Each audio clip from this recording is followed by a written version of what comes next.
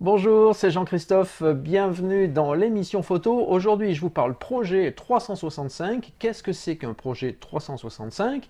Pourquoi en faire un? Comment le faire? Avec quels outils? Et puis, comment je vais vous aider à trouver la motivation dans les prochains jours, les prochaines semaines et tout au long de l'année pour arriver à boucler votre projet bien à vous. Alors, qu'est-ce que c'est qu'un projet 365? Eh bien, tout bêtement, comme son nom l'indique, c'est un projet photo qui consiste à faire une photo par jour, tout au moins à montrer une photo par jour. Vous pouvez en faire plus, bien sûr, mais à choisir une photo par jour que vous allez mettre en avant dans le cadre de ce projet pour vous retrouver 365 jours plus tard avec 365 photos.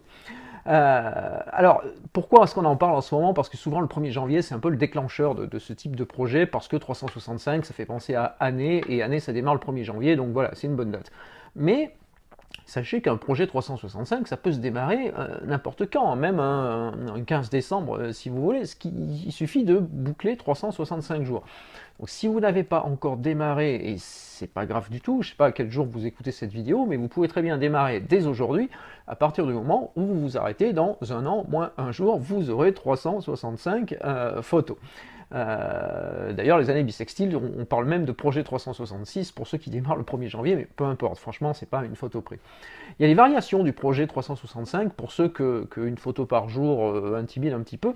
Il y a les projets 52 qui consistent à faire une photo par semaine, à montrer une photo par semaine. C'est un tout petit peu moins demandeur selon l'emploi du temps que vous avez. Et puis, voilà, c'est des fois un petit peu plus simple de trouver 52 photos que 365. Alors, le deuxième point, c'est quelle photo, comment est-ce qu'on fait, quelle photo, est-ce que, de quelle photo parle-t-on plutôt dans un projet 365? Alors vous vous doutez bien que il va être difficile de trouver 365 photos tellement géniales à publier pendant un an que ça va marcher tous les jours.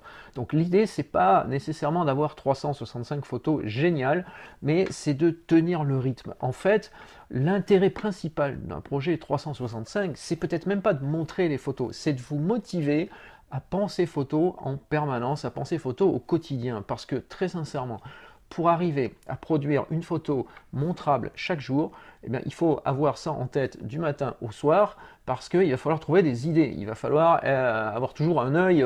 C'est Le Quérec, je crois, qui disait certains photographes arrivent à avoir toujours l'œil disponible pour tout ce qui peut se passer. Alors, il ne le disait pas comme ça, mais c'était dans ce sens-là. Et puis arrive à capter quelque chose quand ça se passe, alors que les autres passent parfois à côté. Eh bien, pour aller au bout de votre projet 365, c'est la même chose. Il va falloir être un peu attentif. Et qu'est-ce que ça va vous apporter? Au-delà du plaisir d'avoir fait 365 photos et de les montrer, ça va surtout vous exercer, ça va exercer votre œil, ça va vous donner l'envie de faire plus de photos, et puis vous allez voir qu'entre la première et la dernière, eh bien, vous aurez forcément progressé parce que vous aurez pratiqué régulièrement pendant toute une année. Ne soyez pas effrayés par 365, une photo par jour, si je l'ai raté aujourd'hui, comment je fais? Voilà, c'est pas si grave. Dans l'esprit, ce qu'il faut, c'est être capable de montrer une photo. Alors vous pouvez très bien montrer aussi, il faut décorréler la notion de journée et la notion d'une photo par jour. Vous pouvez très bien montrer aujourd'hui, la photo d'aujourd'hui, vous pouvez la montrer demain, après-demain, c'est pas grave, du moment qu'elle a été faite aujourd'hui. Dans l'esprit, pour les puristes, il faudrait vraiment faire la photo aujourd'hui, la montrer aujourd'hui, et demain on passe à autre chose. Mais si vous arrivez à alimenter une série de photos en postant, en montrant une photo par jour, c'est déjà beaucoup. Et je pense qu'il y a beaucoup de photographes qui s'arrêtent en fait là en se disant mais de toute façon je ne serai pas capable d'y arriver donc je démarre pas. Eh bien, je pense qu'à l'inverse, vous devriez quand même essayer, parce que même si vous ne tenez qu'une semaine, vous aurez fait une semaine de photos. C'est pas grand chose, ça va faire 7 photos, mais vous aurez déjà fait 7 photos que vous pourrez montrer. Et puis, souvent, c'est dans la répétition qu'on arrive à faire quelque chose. Vous savez que je ne vais pas trahir un grand secret, mais les vidéos que je vous propose là, si je ne les fais pas tous les jours, ben, c'est plus difficile, parce que quand j'en suis à faire une vidéo tous les jours, bah, il y a une espèce de routine qui se met en place et c'est beaucoup plus facile et ça me prend moins de temps. Quand je redémarre après une période d'arrêt, c'est toujours plus difficile. Donc la photo, c'est pareil, le projet 365, c'est pareil. Alors, si toutefois vous pensez que 365 c'est vraiment insurmontable pour vous, envisagez le projet 52, ça fonctionne aussi. Quelle photo vous pouvez inclure dans un projet 365? Réponse, tout ce que vous voulez. Il n'y a pas de règle. La règle, c'est vous qui la fixez. Ça peut être un thème annuel, vous pouvez dire tiens voilà, je vais travailler sur un thème, je sais pas, la nature, le portrait, le noir et blanc, ce que vous voulez. Ça peut être un thème mensuel, ça peut être un thème chaque semaine. Alors je vais vous mettre dans la description de la vidéo, puis dans les liens, vous avez les petites fiches sur la vidéo là qui permettent de cliquer sur les liens. Je vous mets les thèmes, je vous ai fait un article avec pas mal de thèmes qui vous permettent de tenir sur l'année, donc ça peut vous aider si vous n'avez vraiment aucune idée. Il y a des petites applications pour smartphone également qui vous donnent des idées comme ça tous les jours, je vous mettrai quelques liens. Vous pouvez aussi n'avoir aucun thème et puis juste faire une photo voilà, au gré de vos humeurs, comme ça, au fil de l'eau chaque jour, parce que vous allez au boulot, ou vous êtes avec des proches, ou peu importe, vraiment, il n'y a aucune règle. Je vous invite, moi, à penser à ce que vous avez toujours proche de vous, parce que si vous commencez en disant, tiens, je vais faire un projet 365 avec des photos de l'autre bout du monde, bah, il faut être souvent à l'autre bout du monde, ça va être plus compliqué. Donc essayez, si vous partez sur un thème, essayez de faire quelque chose qui soit quand même accessible facilement, parce que ça va vous aider. Ensuite, alors vous allez peut-être me dire, mais quel matériel il faut utiliser pour faire ça? Parce que moi je ne peux pas trimballer mon réflexe avec mon gros zoom 200-500 tous les jours sur moi pour faire ça. Donc bien sûr, ce n'est pas nécessairement le matériel le plus adapté. Donc là aussi, j'aurais envie de vous dire, selon l'expression consacrée, le meilleur appareil pour un projet 365, c'est celui que vous avez toujours sur vous. Alors si vous, c'est le Nikon D5 avec le 200-500, ben, prenez ça, ça ira très bien. Si pour vous, le meilleur appareil, c'est votre smartphone, prenez votre smartphone. On s'en moque du moment que vous arrivez à faire une photo tous les jours. Le smartphone, il a un avantage, c'est que comme il a une focale fixe, eh bien, il va donner une unité à toutes les photos. Alors bien sûr, vous pouvez le faire avec n'importe quel autre appareil, et puis une focale fixe, un zoom, mais une fois de plus, c'est pas très grave. Mais prenez un petit réflexe, vous voyez, si vous avez, tiens là j'ai un D3400, bah, si vous avez ça, ça marche très bien, c'est pas trop gros avec le petit 1855, on peut l'avoir dans un sac assez facilement, dans la voiture avec soi, voire même dans les transports, donc ça, c'est gérable.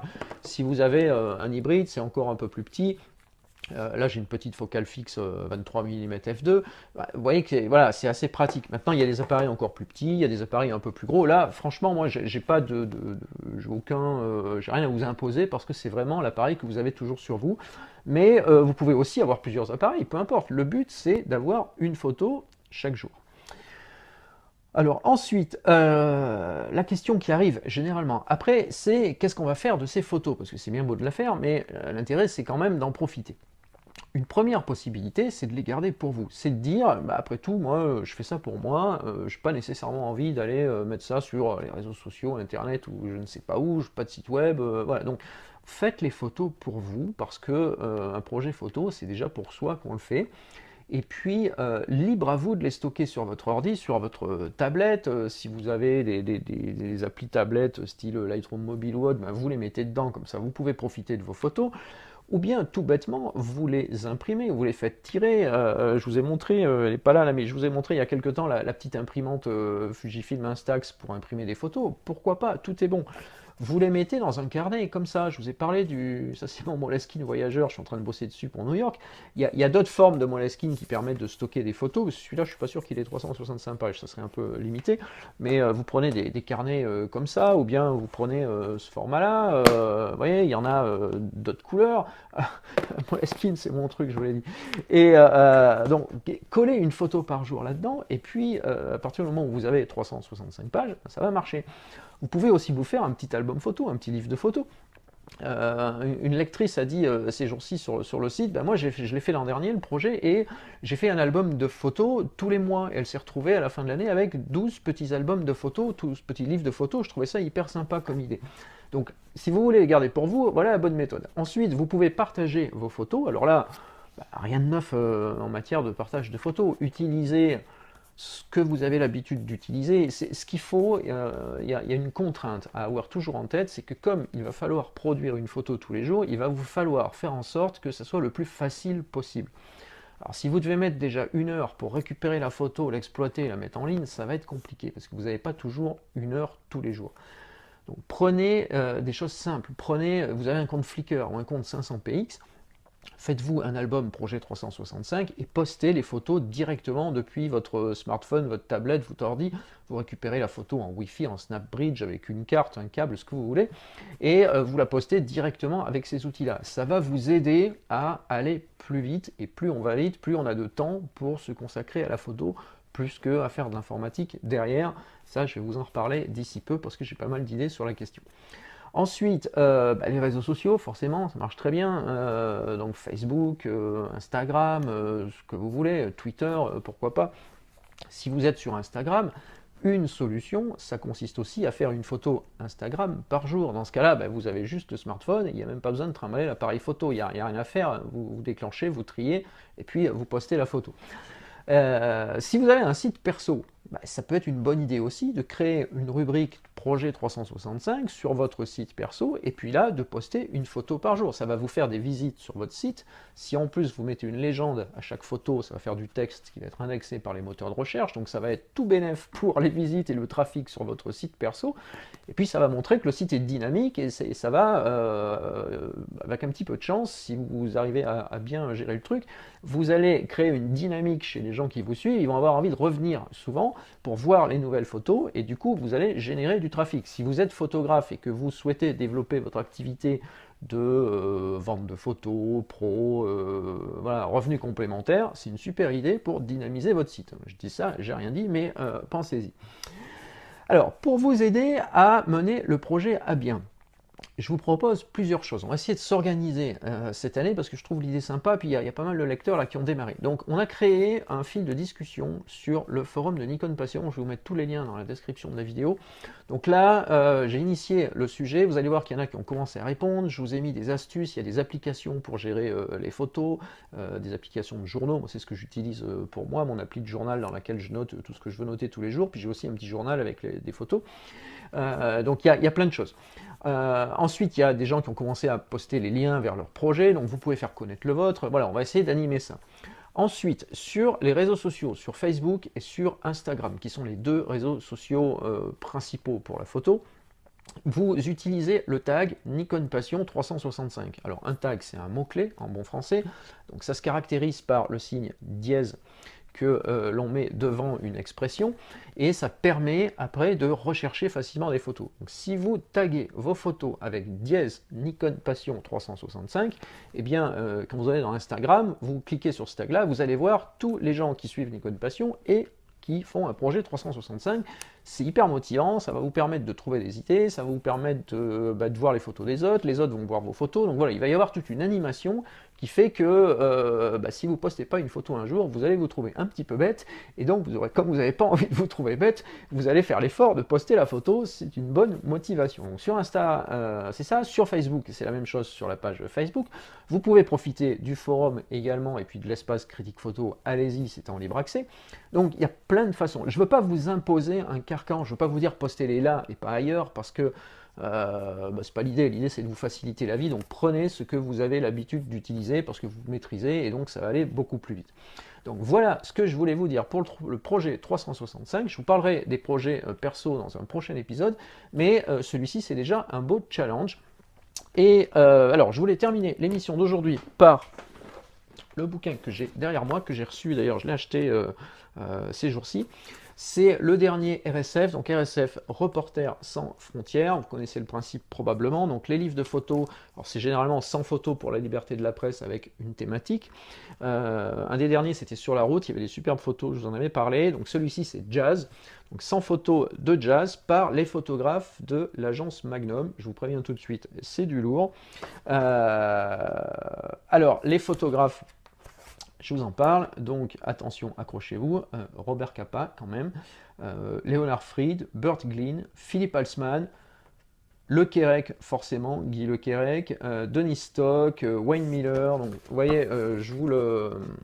Voilà, je ne sais pas si ça rend bien, enfin, dites-moi si vous les voyez bien les bouquins quand je vous les montre comme ça, parce que c'est pas évident. Je ne peux pas faire défiler les 100 pages forcément, mais je vous donne un peu une idée de ce qu'il y a dedans. Moi, honnêtement, je suis fan de. Je n'ai pas d'action là-dedans, mais je suis fan de ces bouquins-là parce que ça coûte rien. Ça coûte 9,90 €, je crois, enfin 10 euros. Ça se trouve dans les presses au bas de chez vous. Ça se trouve sur les sites en ligne. Je vous mettrai le lien Amazon si vous voulez si vous le trouvez pas par chez vous. Il y en a plein d'autres, hein, forcément. Et franchement, pour 10 euros, on a un super bouquin de photos. Donc après, on aime ou pas l'initiative de Reporters sans frontières, je ne vais pas rentrer dans ce débat-là. Personnellement, je suis plutôt pour. Mais au-delà de ça, eh bien, vous avez un bouquin de photos qui est plutôt bien fait, bien imprimé pour 10 euros de nos jours. Voilà, c'est plutôt sympa. Donc merci de m'avoir suivi jusqu'ici. Allez-y pour le projet 365, le mot-clé dièse Nikon Passion 365. Et puis moi je vous retrouve dans un prochain épisode pour parler d'un autre type de projet photo.